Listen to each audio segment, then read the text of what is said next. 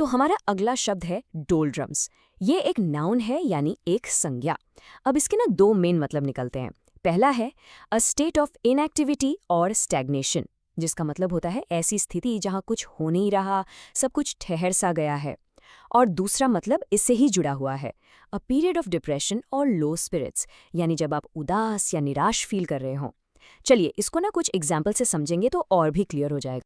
The sailboat was stuck in the doldrums for days. अब देखिए, इसका एक लिटरल यानी सीधा साधा मतलब है। समुद्र में ना एक ऐसी जगह होती है जहां हवा एकदम शांत हो जाती है, बिल्कुल नहीं चलती। तो क्या होता था, जो पुराने जमाने के सेल बोट्स यानी नाव होते थे, वो वहां फंस जाते थे, कई कई दिनों तक आगे नहीं बढ़ पाते थे। उसी जगह को डोलड्रम्स कहते हैं। और पता है, इसी स्टैग्नेशन, इसी ठहराव से इसका दूसरा और ज्यादा कॉमन मतलब निकल कर आया है। तब देखते हैं इसका वो मतलब जो हम रोजमर्रा की जिंदगी में यूज करते हैं।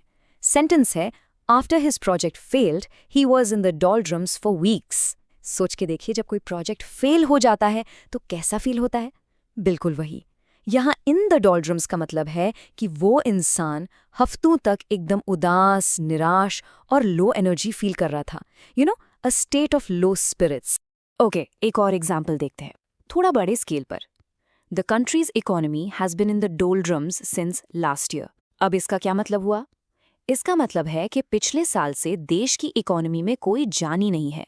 वो एक जगह रुकी हुई है, ठहर गई है। कोई ग्रोथ नहीं, कोई एक्टिविटी नहीं। Basically it's in a state of stagnation. अच्छा, आपको ये वर्ड न्यूज़ में, खासकर बिजनेस न्यूज़ में बहुत सुनने को मिलेगा।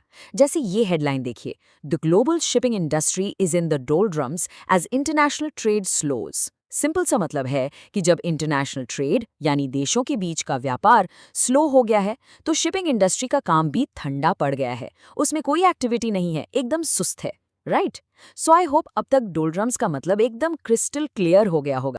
चलिए अब इसके कुछ सिनोनिम्स और एंटोनिम्स पर भी एक नज़र डाल लेते हैं।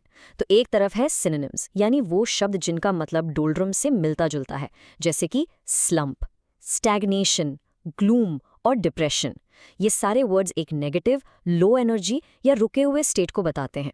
और दूसरी तरफ है इसके एंटोनिम्स, यानी इसके ऑपोजिट वर्ड्स, जैसे बूम, हाई स्पिरिट्स, ग्ली और एक्साइटमेंट। देख रहे हैं, ये सारे वर्ड्स एनर्जी, खुशी और प्रोग्रेस को दिखाते हैं, एकदम ऑपोजिट।